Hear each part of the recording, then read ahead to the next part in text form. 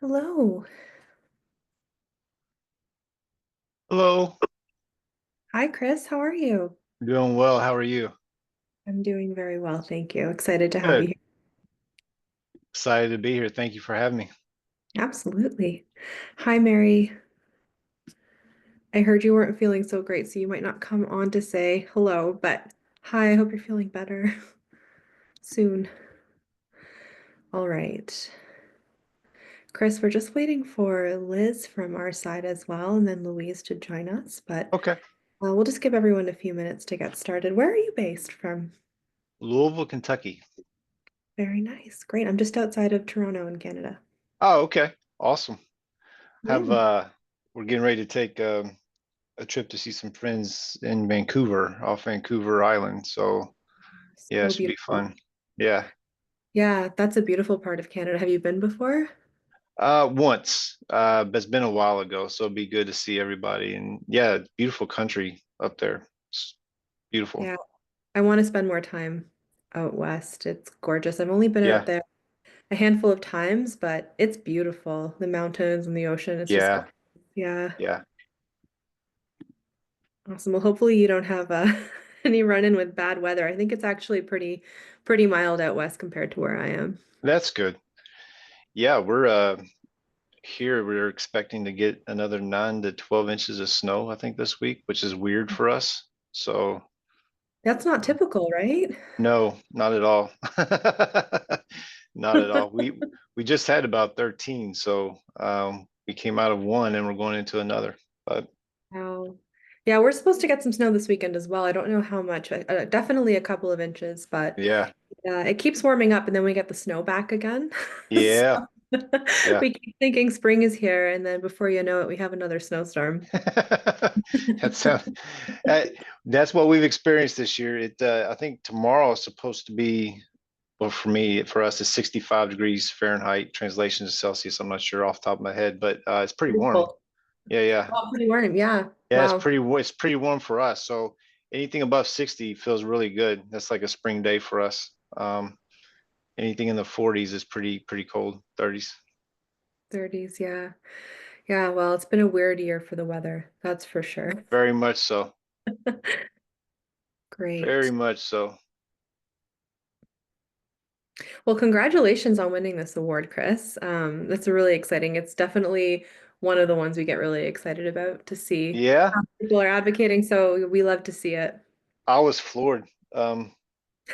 Louise is a special person. I call her Lou, but she's just a special individual. So I was blown away when I read the post and what she said. And yeah, we've got a very seems like a very good thing going right now.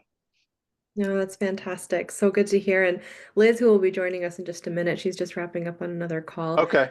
Had a chance to meet Louise. So uh, Yeah. she was out in the UK. I think it was almost just 2 weeks ago now. She was just out there. So it was really, Yeah. yeah, I heard great things. She's I've never seen her not smile. She's always smiling.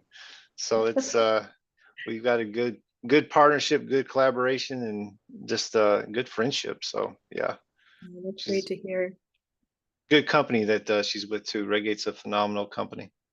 Yeah, and I was reading your application. It sounds like you go way back with Redgate. So that's, I'm excited to dig into it today with you and Louise.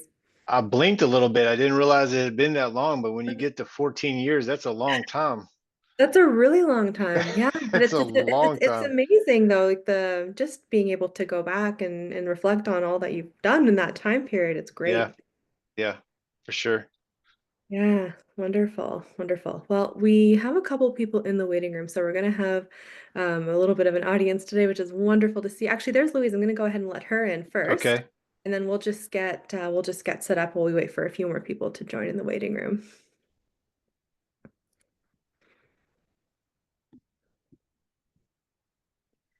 Hello. Hi, can you guys hear me okay? Yeah. Yes, perfectly. How are you?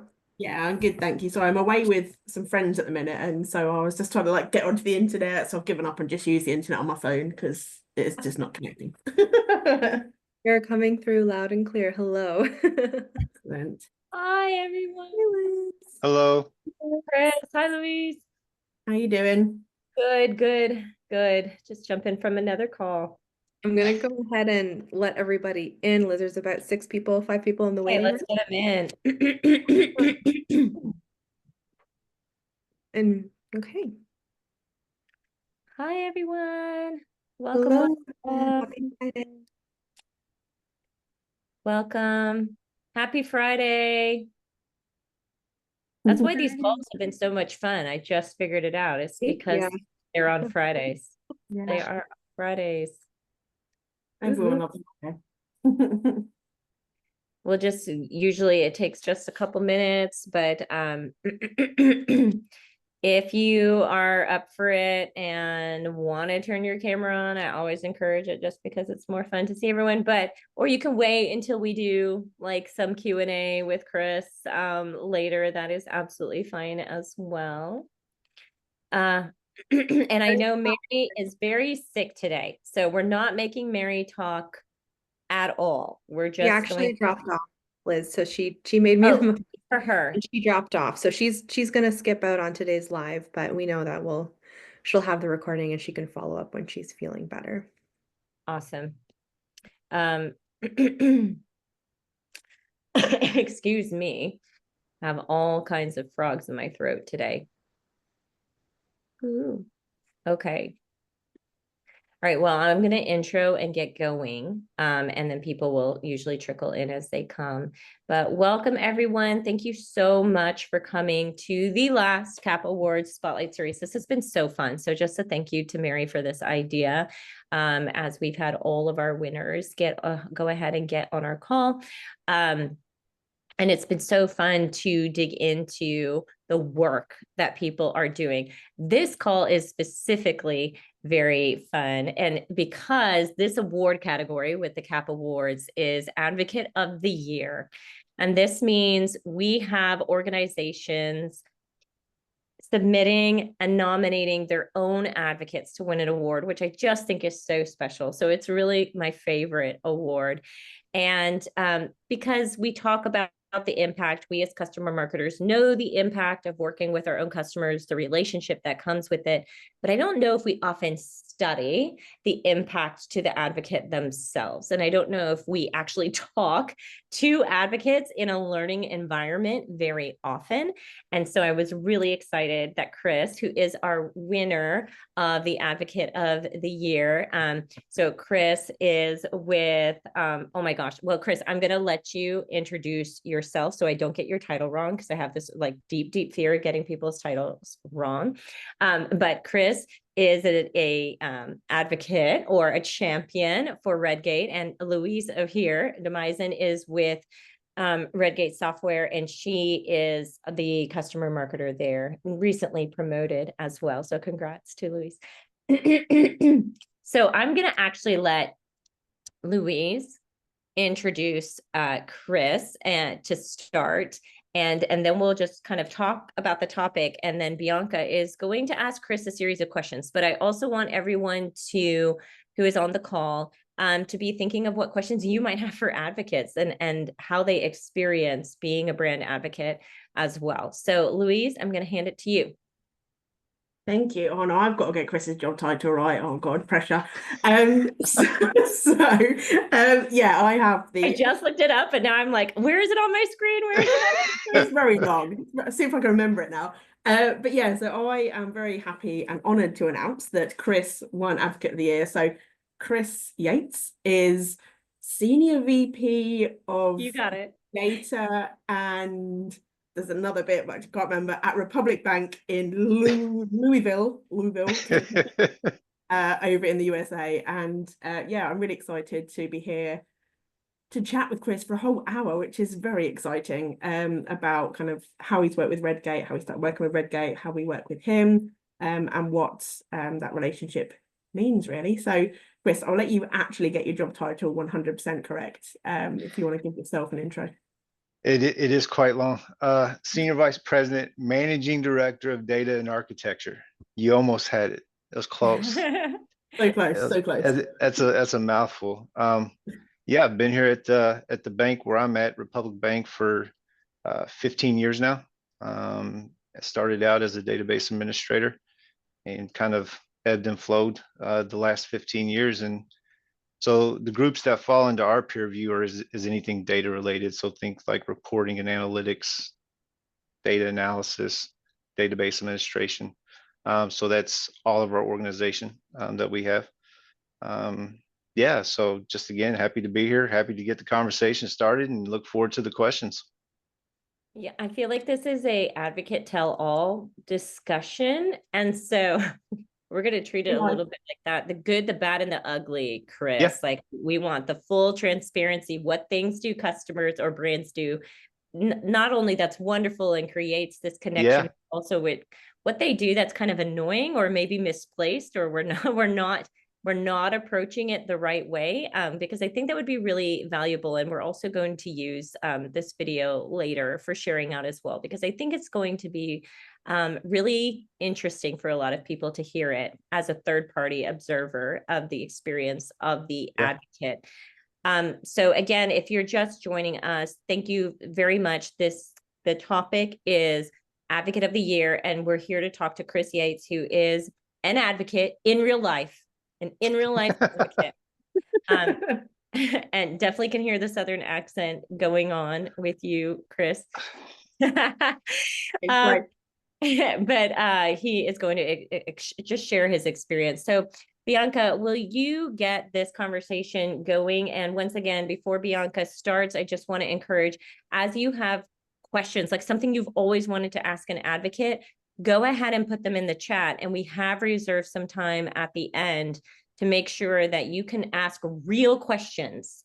And you know, we're really authentic here. There's no question that's off of limits, although Chris can choose what he will and will not answer. All right, let's be facing questions. And we do have some questions for Louise as well, to be part of that conversation as she talks about how interacting with Chris and what that has led to. So Bianca, will you guide us into the conversation?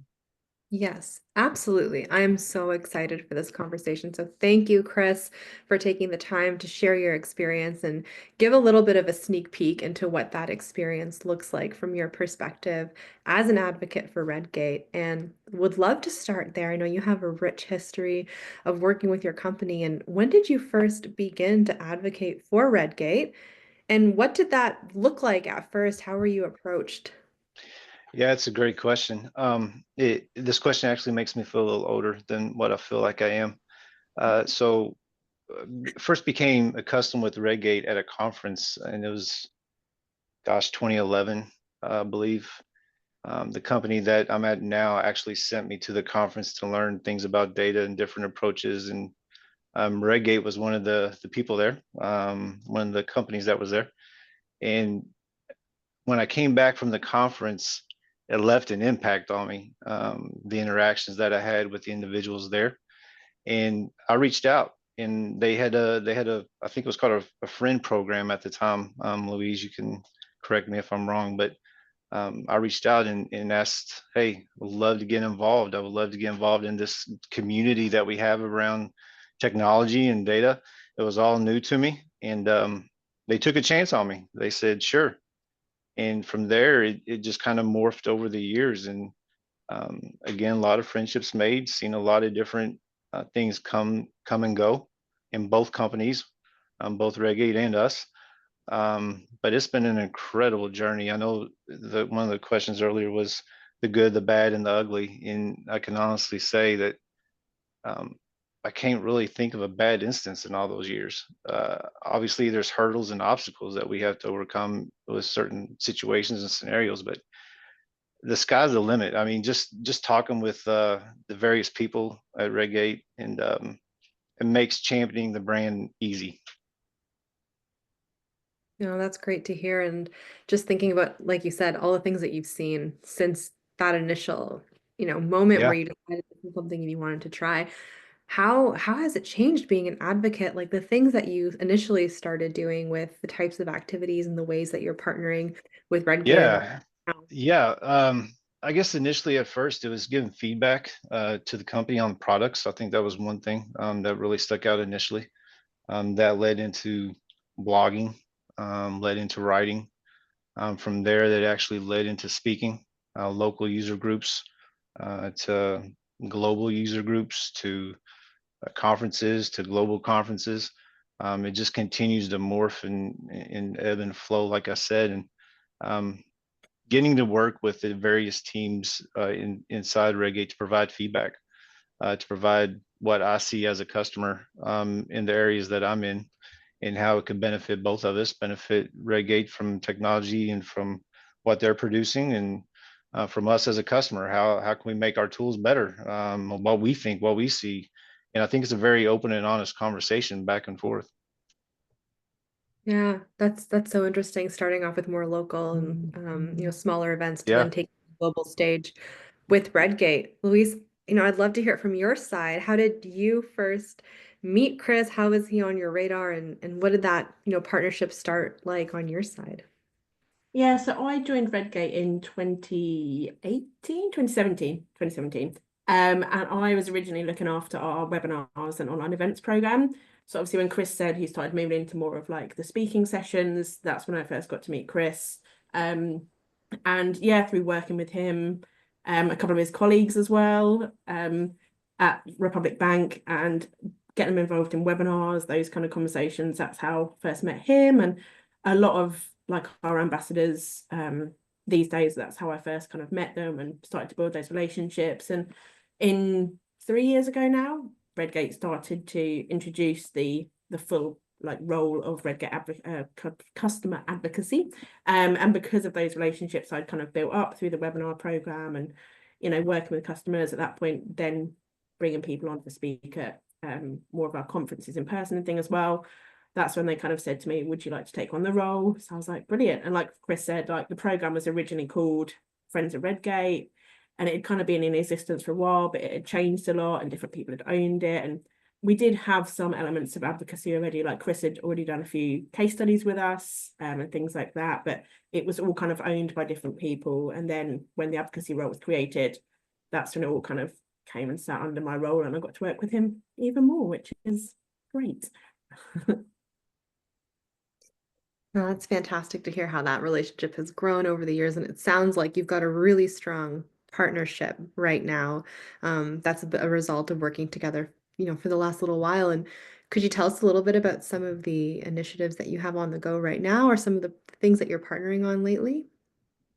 Yeah, I mean, I think literally as I logged into this webinar, I actually had an email from Chris that I haven't even read yet, which is directly some feedback from one of our products. So that's great. So that kind of element is still going on. The event that Chris first attended back in 2011, you said, Redgate kind of now own that event. And so that happens most years in November in Seattle, and that'll be coming up again this year. And I'm sure it'll be great to get the chance to see Chris in person again then, and get him involved in some Redgate speaking sessions and things. And last year, Chris did, what was it in the end, 34 acts of advocacy for us across the year. And when I found that, I was like, that is amazing. Chris's reaction was, I want to hit 50 next year. So we've got some ramping up to do. That's But a yeah, lot. Yeah. yeah. And I think the great thing, and like I say, it really is a partnership, and it's lovely how like Chris will pop up on Slack and we'll chat, and sometimes it's about work things, or he'll just be a bit of a sounding board for, we're thinking of potentially doing this, how does that sound? But then also just talking about, life, holidays, the crazy ice storm that they recently had in Louisville, and the crazy snow and things like that. So it's more just kind of, it is that partnership, but I think a lot of the ambassadors as well, it's kind of getting to know people on a personal level as well, because at the end of the day, you're working with people have their own reasons for being involved and reasons why they can't get involved at certain times. So I think the better you understand the people you're working with, same as your colleagues, like as I've said in a quote which Chris reminded me of earlier, I said like Chris is basically an extension of our team, as are a lot of our ambassadors, and it's great that we can kind of build those relationships and partnerships with our customers across our different accounts. So yeah. That's wonderful. It sounds like there's a mix of, advocacy activities that are more structured, like things like blogs or speaking at events, but also there's those open communication channels where if there's just a piece of feedback or you just want to jump in and share something, that's the type of relationship that Redgate has with its advocates as well. Yeah, no, that's fantastic. And Chris, I want to I have a question for you because that's a lot of activities in a year. And We can do better. We can do better. I can't Lou, wait to hear. I can't wait to hear what you do this year. I mean, it's February, so what is what are you at already? I think But we need to back up just a second. Chris, what's considered an active advocacy to you? Or I mean, Louise is the one tracking, so maybe we need to ask her, but like, how are we counting these things? I mean, I can give my official version, but it's kind of anything that, you know, Chris takes time out of his everyday role to help out, which is a specific request from myself or someone else at Redgate. So it might, like I say, just be those quick bits of feedback. It might be being part of a webinar, it might be being part of a speaking session, feeding back that email I spoke about earlier, we've asked for feedback on. So we'll say, yeah, it's quite general from our side, but yeah, I tend to see it as anything where someone is taking time out of, you know, their everyday job, their life, their family time to kind of do something that is a direct request from us at Redgate for assistance. That's the official, but yeah, Chris can give his side of that one. no, I mean, yeah, spot on. And I think from my standpoint, it's fun. Like what we do is, I mean, it's fun. Lou talked about the interactions just on a daily basis. And um, if you see if you're ever on an email from me, and Louise knows this, uh, it's we is greater than me. I mean, that's just the tagline that I have, and that's something that I believe. And I think together we can accomplish great things versus being separate and by ourselves, right? Believe that's the culture we have here at in the data org that I'm responsible for here at the bank, and I truly believe that. So this isn't work. This is fun. We just have a really good time and able to accomplish a lot of great things. I love to hear that because as people who work in advocacy and customer advocacy, we're always thinking about, what is the value that we give back to our customers or people that we're working with? And if we're designing a program or we're asking somebody to take time out of their day to speak at an event or do some sort of advocacy activity, we always try and center on, what is the value back before we make an ask. So how are we motivating people or, encouraging them to partner with us as it adds value back to them. So Chris, to hear you think this is fun and this is something that you really want to do and, take that time out of your day to participate in. I love to hear that, but, I would love to hear from you as well. Like, what are some of the benefits that you get, that you feel that you've developed with this relationship with Redgate? Oh man. So just put Redgate aside, just going through the experience with Redgate, but if you put that aside, it's helped in my own role. Obviously being an executive, um, just the amount of prep work that you do, the amount of networking that you have at your fingertips. I've met people from all over the world that I would have probably never had the opportunity to meet had I not been doing this in collaboration and efforts. The relationships, the opportunities to hone in your speaking ability, right? When you're getting up in front of an audience, that continually makes me better here at the job that I have when I present to other executives. So just things like that that you kind of take for granted, but then when you step back and look, you're like you're honing your own skill set as you go. That's just one of the benefits for me personally as an advocate. Um, but it also, when you talk about networking and relationships, I bring those actually into our business as well, because now I've met people in my own arena that could help us eventually if we need assistance in various areas. So it's a two-way street, and I think that's one thing that I'm really proud about is that Louise is always in Redgate is always cognizant of that with me and with us as an institution. That was a great Yeah. question. I love this. Keep them coming. No, that's perfect. You kind of went right into the next thing that I was going to ask about, Chris. I Oh, mean, you already addressed it, which is great. You're keeping us ahead of the game, around how being an advocate shapes your experience as a customer, how it shapes yeah. your own professional trajectory. So it sounds like you've just been able to build your network and get out Hmm. there and meet people that are also, like you said, in your circle. So I mean, that's what we love to hear. That's the kind of thing that we hope for is that it's going to resonate somehow in your life and your career and you're going to build those relationships. So, I mean, that Louise, you've got a great advocate in Chris.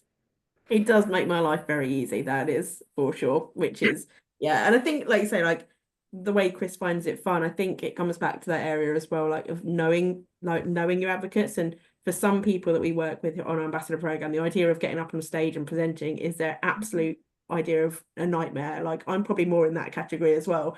But I think it comes back to kind of knowing what people want to do, and related back to the career question as well. Like for some people, like I think public speaking is something that's useful for everyone, but there's other areas as well, like say where someone might be really interested in, getting more technical in certain things, or getting better at writing, like Chris said, like through blogging and things like that. So I think really getting to know what your ambassadors or advocates want to do for you, and what they want to get involved in and what's going to help them, I think just helps to, make it fun for them. It's something they want to do. It's going to help, something they're going to enjoy, and it's something they're going to help in their own career as well, rather than putting things out there that we know, is their idea of a nightmare, getting up on stage and things like that. So yeah, it's great to kind of build those relationships and know what's gonna kind of match with different people. See, I think So- you kind of, I gotta say this real fast if I may. I think Lou, you just brought up, I call you Lou, so I know it's Louise, but I call her Lou, so she's Lou to me. Either or. I know that she plays to your strengths too, right? So she knows what drives me as a technologist, as a data professional, and as an executive. But at the same time, she's also pushing me to get better by some things that I may not even thought about when she brings to me, right? So she's actually making me stop and think with some of the feedback I have to give that I haven't even thought about before. Example, some of the stuff that you just asked me about that I just sent you in an email, right? It's those types of things that those are just like hidden gems when you go through this whole process together. So anyways, didn't mean to interrupt. Sorry about that, Bianca. Just wanted to throw that in No, there. please, Chris, you're not interrupting. That's fantastic. I mean, those are the types of things that we want to hear from you about. So when I think as well, like looking back on your time as an advocate working with Louise, what stands out to you as like a highlight of your time advocating with Redgate and working with Louise? What stands out to you as something that really left a mark? Oh man. Well, pick one, I guess. You can share more than one. Well, I mean, I think as you go through being an advocate and working together, there's a lot of hard work, there's a lot of dedication. But when you see the fruits of the labor and you see that you're helping each other, it's motivation. It's motivating. It boosts your confidence. It helps both sides of the fence. And you brought up 34. I think it was 37. I'm gonna go back and look. I think it was 37. I might be wrong, but like you start compounding on that and you get the momentum and you start seeing it's exciting. Like I don't work for Redgate, but I'm excited to see the products because I believe in what they're accomplishing and what they're trying to do. And I think as an advocate, when you find a brand like that, that's rare. I've been doing this for 25 years, and it is rare to have that type of relationship. So hopefully she gives me another 15 years I can serve there doing what I'm doing. Yes, please. Fantastic. Well, I mean, this is a question for both Chris and Louise, but how did winning this award together, that's a joint initiative for the both of you. How did winning this award impact you, your teams, and how you've been working together? You go first. Okay. Yeah, I think for me, like say 33, 34, 37, however many it is, like Chris does so much for us. So it was so nice to be able to, kind of share that. And I always say thank you. And we, when we see each other in person and things like that. But it was just so nice to be able to share that, externally across the industry, and for him, his organization, his peers to kind of see that recognition as well, and really get to see what Chris has helped us with.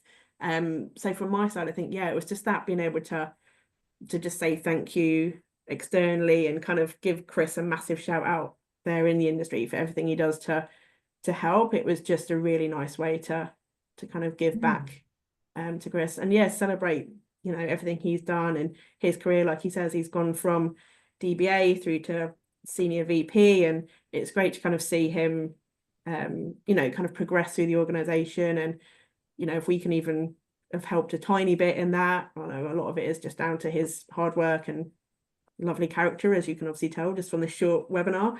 But yeah, even if we can say we helped a little bit in that, I think it's a really nice way to have celebrated Chris and his achievements, really. I gotta admit, I was floored when she reached out to me to let me know. I was like, wait, what? You, I never in my wildest dreams thought that this would come about. You just, you do it because you love it. And I think, and I'm not going to speak for Lou or put words in her mouth, but we think, I think some of the similar thoughts, from a profound impact standpoint. I think again, it shows that the hard work and dedication that's put into it, the recognition is increased visibility for not just us as an institution that I work for, but also Redgate. It allows us to reach a broader audience, to garner even more support, for both sides of the fence. And I think additionally, it's opened up opportunities for collaboration and networking that enables us to connect with even more people and like-minded individuals and organizations. It's just a powerful reminder that the importance of our efforts, uh, hopefully inspires us to even strive for greater achievements in the future. I want to add, add on the winning the award piece.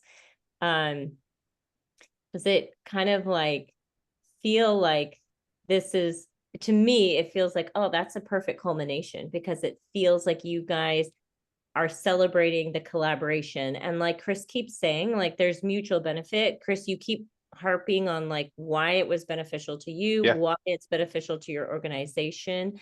And then of course, Louise, you know it's beneficial to Redgate. Like that's just the no-brainer. You are doing to some extent what your job is, but it's almost like you get in that award the combined celebration of that relationship in one item, and it's like you're both equally being awarded and equally being celebrated. I know it's Chris's award, but I'm sure it kind of feels like It's ours. Louise's award as well.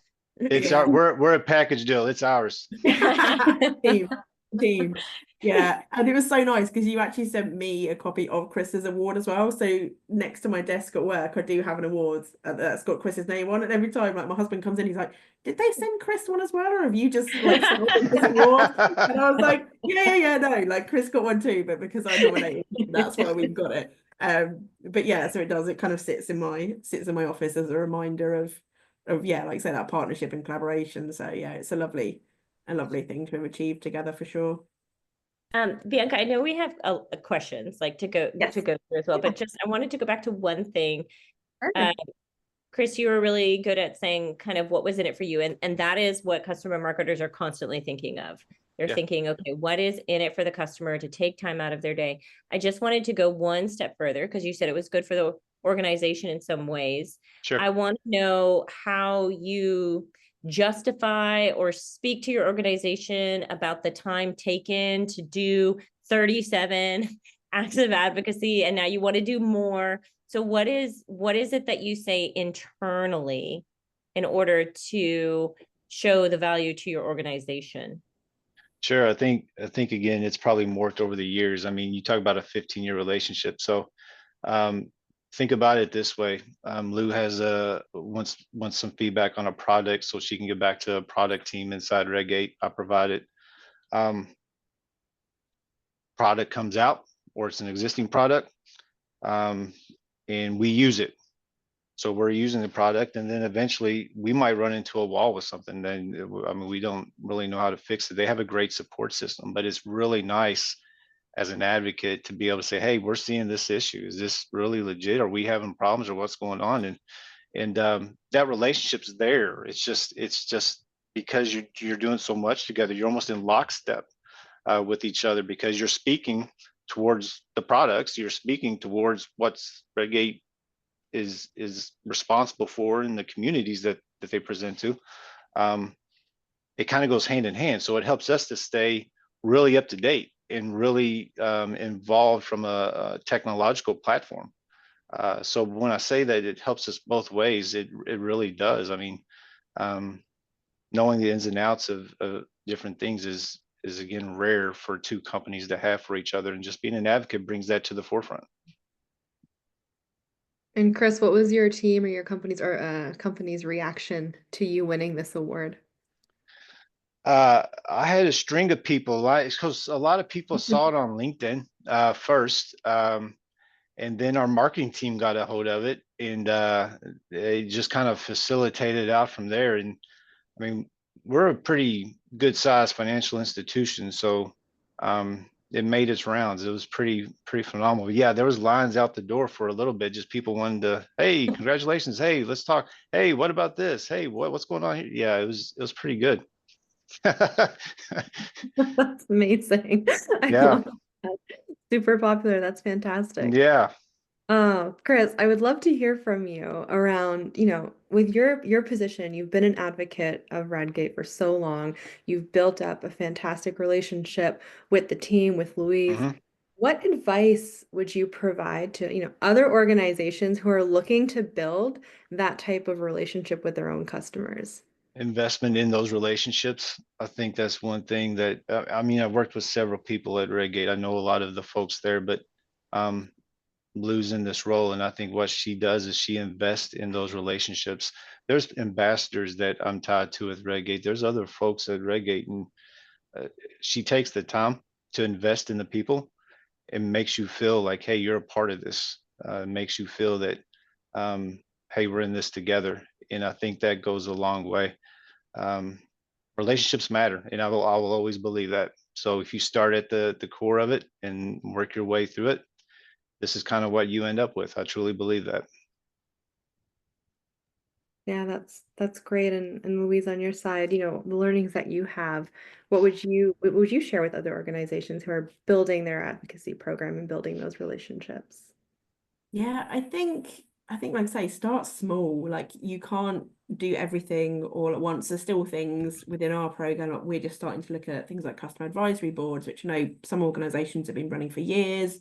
Yeah. But I think, yeah, I think at the core of it is getting to know that the people you're working with. And I know it's a lot harder in, Redgate's still a good sized company, but when you're looking at your Deloitte, your people like that, like the companies that are kind of the massive global enterprises, it's much harder to keep those personal relationships. And I think that's probably when it starts to get much trickier is when you get to that scale. But yeah, for me, like I'm the kind of sole person at the moment who looks after customer advocacy. So it's really important to me to kind of maintain those relationships. And, I'm based here in the UK. Chris is based in, I always say, he always tells me off for pronouncing it wrong, Louisville, Close. Kentucky. We're almost Close. there.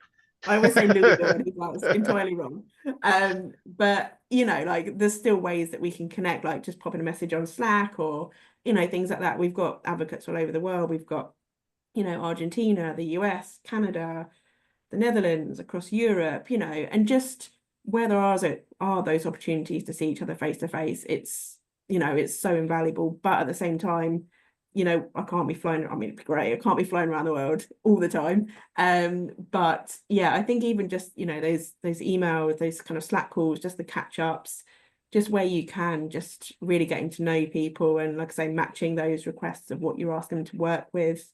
And even just, recently we opened an office in the Netherlands, in Amsterdam, and we've got a few ambassadors out there, and they were really keen to kind of share their thoughts on, where would be a good place to have the office, so really drawing on those insights as well. So it's not specific to, Redgate products, but drawing on their local knowledge. Yeah.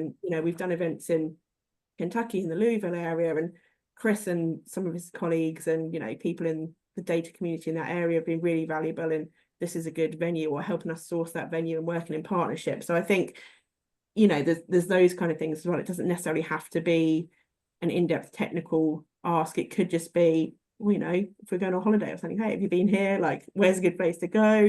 Things like that. Like one of the ambassadors knew I'd been to California after the PASS event in Seattle.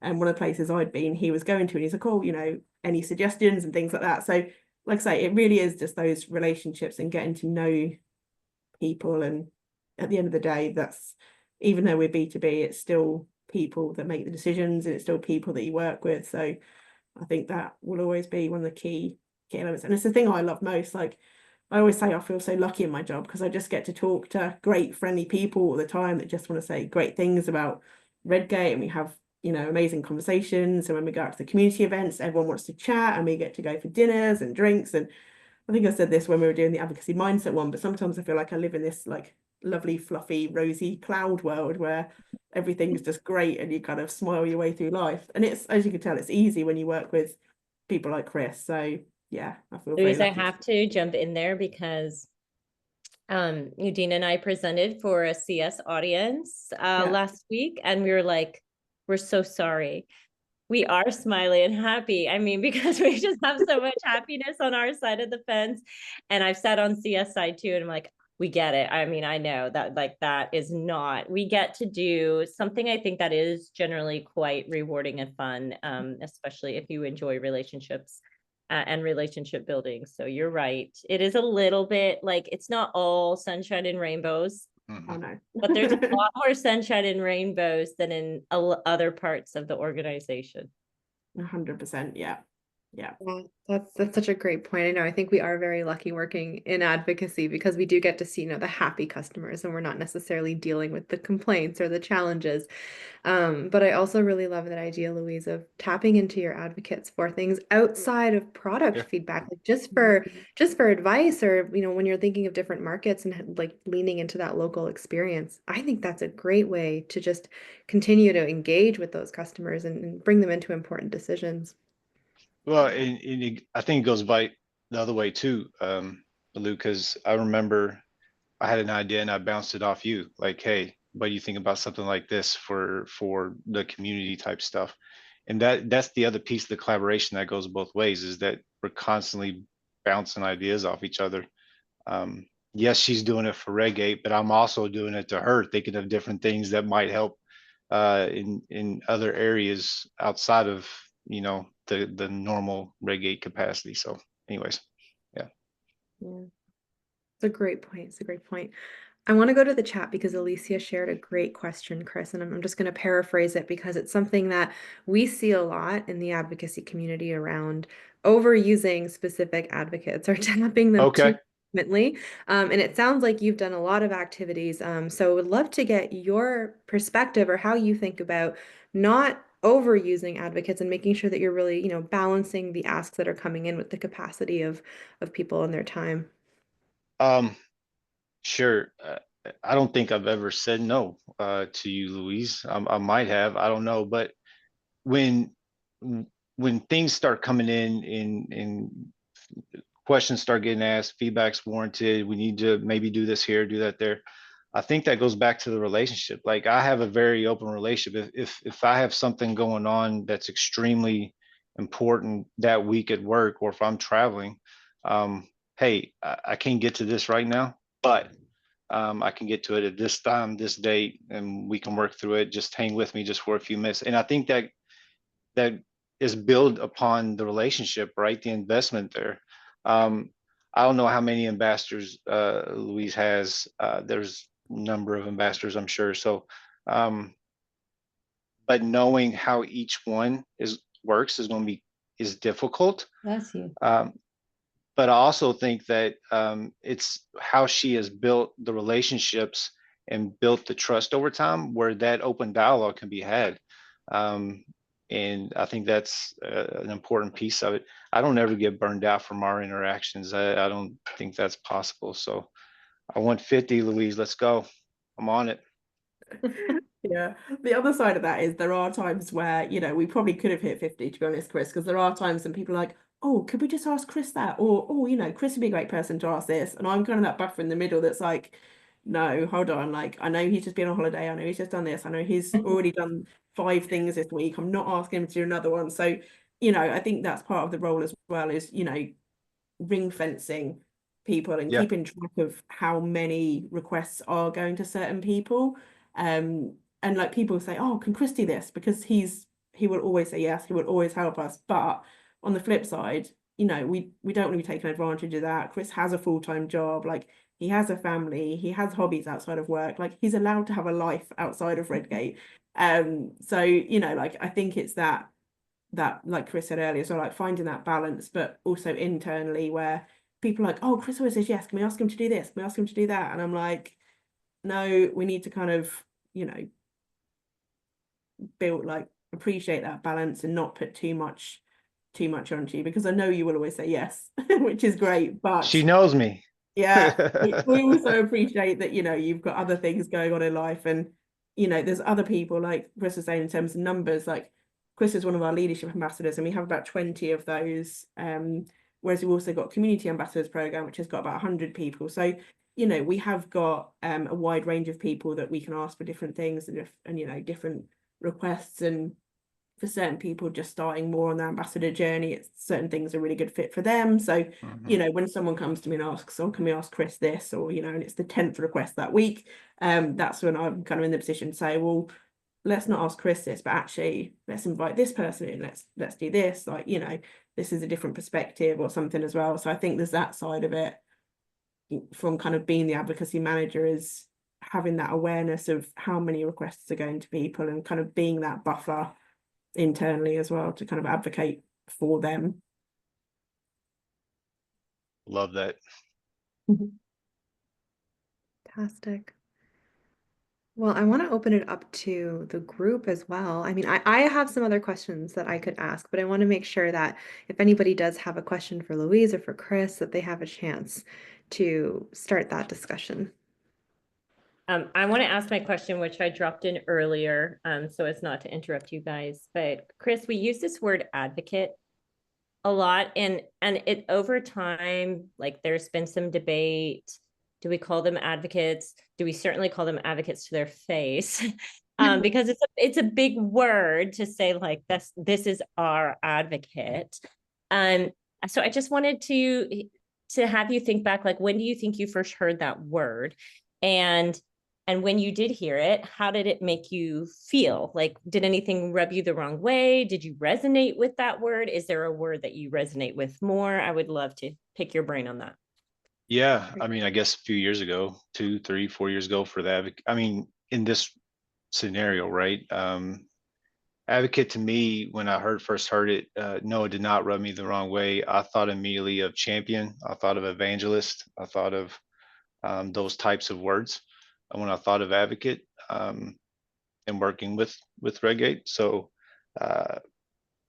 it was a positive word for me. One that I personally cherish, because it means that I'm doing something right for the groups in the community. And yeah, I don't associate anything wrong with that word at all in this scenario whatsoever. Yeah, it's interesting actually. Champion sticks out to me. I don't know. That's Yeah. just a word that sticks out to me when I hear it. Yeah, it's interesting, right? What Chris was saying previously, the program was called Friends of Redgate, and then we changed it to Redgate Ambassadors. And we did have, when we made that change, there were a couple of people who decided that for them, the phrase ambassador was too formal, whereas Friends of Redgate was, you know, a very casual, you know, friendship side of thing. Whereas when it moved to ambassador, they were like, I'm still happy to, you know, kind of be that, you know, informal friend of Redgate, but they didn't want to join the ambassadors program specifically, because for them that word did feel too formalized and things like that as well. So it's great, obviously, for Chris that it had that. But I think, yeah, there has been a couple of them where they're still involved with us and they still come to events and things like that, but they just didn't want to formally be part of. And then for some people as well, like with their organizations and the restrictions around what they can be part of, the Friends of Redgate's that bit more, you know, it was always a bit more casual, whereas now the ambassadors, we've tried to kind of, you know, align it better to help people with their careers and things like that, rather than it just being more of like it wasn't always just social, but, you know, Friends of Redgate gives that idea. So I think there'll always be some people things are a better fit for, and some, you know, wordings are a better phrase for than others. I think you just hit the nail on the head. And Liz, I think that just answers the question in my head too, is going back to my DBA days. I could definitely see that, Lou, where like, okay, you call it an ambassador. Well, wait a minute. The Friends does sound more casual. At the executive level now, where I'm at. That advocacy and ambassador, I mean, sure, let's go. I wouldn't even think twice about it. So I could definitely probably see that, but I think that might be a growth of a career possibly, that kind of helps determine that, how you feel about it. Look at Yeah. you, Liz, making me think. I love this, man. No, Yeah. it's a great question. We don't usually get to ask these questions. We don't always have that direct line. But Chris, this is another one for you. Okay. Just would love to hear your thoughts on this, and maybe it'll make you think as well. Yeah. But you know, what we don't often see is like we are trying to work with customers, trying to develop those advocate relationships. What we don't see is other vendors who are also trying to, ask for your time and, ask you to engage in different activities. So, do you make a conscious decision in terms of, you're an advocate with Redgate and that's where you spend your time, or have you been asked by other organizations that you work with for a similar type of collaboration? Yes, I have been asked a lot in the data space, in the technology space. I don't have a problem in helping others. I will say that that's when you start getting into, hey, you got to be careful of burnout. You're correct. I do have a family. I do have a day job. But you kind of pick and choose. I mean, I just got to be honest with you, right? If 5 or 10 come up, you're not going to do all 10. You're not going to do all 5. Outside of work in the technology space, I'm also involved in other areas that I'm proud of, right? So Juvenile Diabetes Foundation's one for me because I'm personally hit with that in my family. Those types of scenarios that have to be taken into all consideration when you come into something like this, when you're trying to be an ambassador or advocate for other entities. Yeah, it does. I will say, once you're in each area, I guess, could be different. I'm in the technology space, right? Financial space. But when you're an ambassador, that gets out pretty quick in those areas, and you do get approached quite a bit. So while this relationship is good, there's always people that are coming to ask, hey, what do you think about this? Hey, can you do something like this over here? Hey, here's a little program. What do you think about this? And that's when you still really got to start pick and choose. I hope No, that helps a little bit. I'm trying to be as direct as I can without saying everything that from a technology world and company. So yeah. Yeah, no, absolutely. I think it's good perspective, definitely, just to understand that, Yeah. there's different demands on your time. So you're choosing where to, Yeah. invest in that Yeah. relationship and having to Yeah. make those decisions. Absolutely.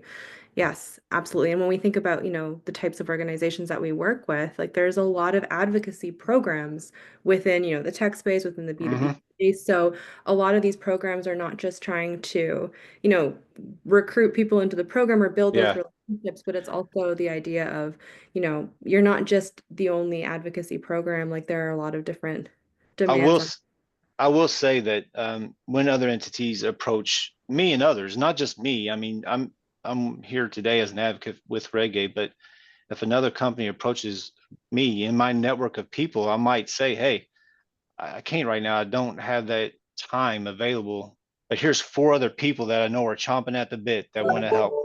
Right. And I think that kind of goes hand in hand too. And that happens all the time as well. So Yeah, it's a great way of just building community, right? So yeah, you help those in your network yeah, also find opportunities so that you're right. not.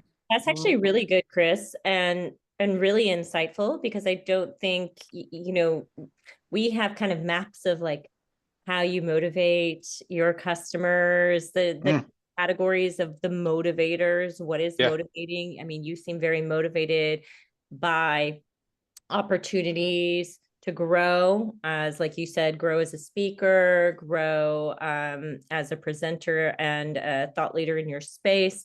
And then we haven't really thought about the access. We do talk about access, but access to the organization with the ability to pass on that access to Mhm. others, which Mhm. helps you build your internal relationships and advocacy Yeah. with other people inside of your organization. I think that's a really interesting tidbit and thought. Yeah. It's Um, happened on a number of occasions, and usually what you find is that the people you recommend, you don't recommend people that you don't trust. So when somebody gives you somebody else that they really are high on, mm, they've usually been by that person for a while. So man, it is making me think, actually, Chris, how you can use your I advocate. did it. You made me think. Now I got you to think. I like it. Well, we talk about finding our advocates. We don't often think about using our advocates to find the next set of really great advocates, but that would make perfect sense. A really driven person who has a close relationship with an organization is not going to want to throw someone they don't think would be an ideal fit, Yeah. because of that relationship. Bianca, can I ask one more question? I just had a question around if you've been advocating with or championing Redgate for this long. I'm sure beyond just, the developmental growth and the prestige and winning awards, all that kind of stuff, there's probably been gifts here and there to say thank you, whatever it might be. When does like, what is it that will keep you going for another 50, 100 acts of advocacy? Yeah. Well, I mean, first thing out of the Be gate, really honest. Be really honest about like sure, what are those motivating things for you? sure. Truly believe in what the company does for the space that they're in. Uh, and I'll say that till I'm not able to anymore. I really believe what they try to do is beneficial to the groups that they're tied to in the space. Second thing is the people. Every company has their ups and downs. Every company has the good parts, the bad parts. I'm not an employee of Redgate. I'm not across the pond. I'm not there every day. But from my point of view and my purview, it's the people. The same. There's people there that I started with in 2011 that are still there. In those relationships have just grown, and they have solidified the relationship so much that it's the people, and it's just a fun environment to do stuff with, and fun environment to build together and seeing the success together. I mean, Lou hit the nail on the head earlier. Is that, I mean, you got 15 years, 14 years I've been doing this with them. They've seen me grow throughout my career, from when I first came to this company. And that's, again, that's rare. Like, I don't know. I mean, I would put that up against anybody. I mean, that's pretty rare to stay with one company for so long in this space and enjoy while you're doing it. And I think that goes back to the relationship. There's weeks probably, Lou. I mean, you can attest to this, where we're like, hey, I haven't heard from you, but you doing okay? I mean, that type of stuff has nothing to do with the technology space, data, the work. It's just checking on you. Hey, is things going okay? Um, that's special. Yeah, definitely. I think, like I say, it is just those kind of, yes, it's great to chat to you about the advocacy stuff, but yeah, just, and it's just interesting as well, like, what's going on, like your snowstorm recently, like who knew? Like we see Yeah. bits of it on the news over here, but I didn't know there was like, that many Yeah. feet of snow over in Kentucky, and it was the worst snow in, since 1990 something. And, so it's just interesting on this side as well, like kind of you get to know more about, just what's happening out there in the world as well through those global connections. So yeah, it's a nice way to Liz, I don't think it's a thing where it's like, okay, what can I get from you? Right? That's not that type of relationship. And that's why I've stayed for so long, right? It's like, hey, how can we help? I mean, this might not be beneficial for me right now, but how can I help you? Right? And that has gone both ways. And I think that's what makes it tick for so long. Yeah, and that's exactly it. There's that mutual benefit there. It's not transactional. It's not just Yeah. coming to somebody, asking them to do something and then never following up with them again, because that's where the burnout happens, because there's no connection. It just Yeah. feels like you has to do things that are not really connected to any sort of, relationship desire. Yeah. Agree. Great. Okay, well, we're almost at time, so I want to be mindful What? of everyone's schedule. Can you believe how quickly that went by? That did not feel like an hour. I know. Any final questions for Chris or Louise in the chat from the group?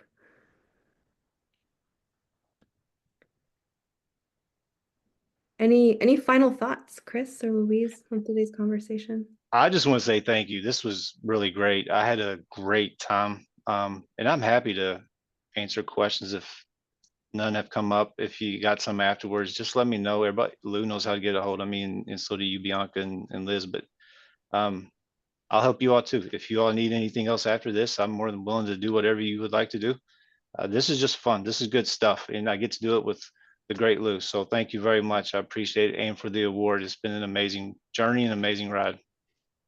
Great discussion. That was so great, Chris, because I think like I said at the beginning, we don't often just sit down and talk to other people's advocates. We'll talk to our own, but we don't often get a chance to talk to other people's advocates. And I think we need to do more of this, of bringing in the advocates from this space as part of the content creation and learning development for customer marketers. So thank you so much, Chris, because look, you just gave again. And you know, I don't know if it's a favor to Louise or because there's some that you find it valuable and you enjoy it yourself, but I think that that is just so wonderful of you to help these marketers. And we will have this video available. So people on the call, thank you for being here. And then if you thought this was interesting, this will be a good call to pass on as we just start to think. I just honestly thought it was so interesting that we came back to the basics of human psychology and humanity, which is just relationship, ongoing relationship, meaning there's really no substitute. There's a lot of tactics, there's a lot of strategies, but when it comes to those top advocates, it is what you would think it would be, which is a real care and develop trust between two people. Yeah, definitely. I also love that in the chat, people are taking on the "we is greater than me," Chris, and sharing that they can tell how happy of a person you are just on this call. So that makes me happy that other people get to see how amazing you are. So yeah, it's been really enjoyable. And like I say, I speak to Chris regularly, but having the chance to just chat to him for an hour is rare. So I've genuinely been excited. Like, it's now 8 p.m. on a Friday night here, but I don't mind doing that because I just get to kind of hang out and chat with Chris. So yeah, it's really enjoyable. Thank you very much for having us. Absolutely. Well, thank you so much, everyone. Thanks for joining. Great conversation. Really appreciate you joining us, Chris and Louise. And this concludes the series for the CAP Awards. Yeah.